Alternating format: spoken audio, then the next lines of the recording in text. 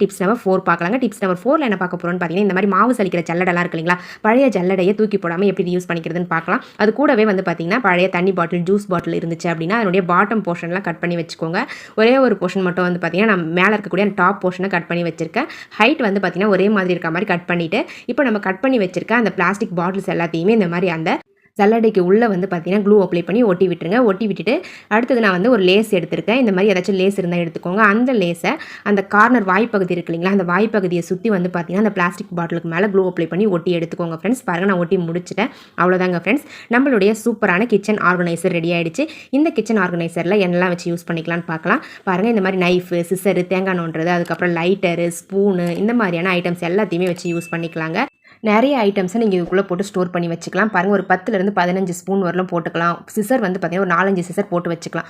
என்கிட்ட அவ்வளோ ஐட்டம்ஸ்லாம் இல்லை, அதனால் இருக்கிறத வரலும் போட்டு காமிச்சிருக்கேன். ரொம்பவே கம்ஃபர்டபுளாக இருக்குங்க.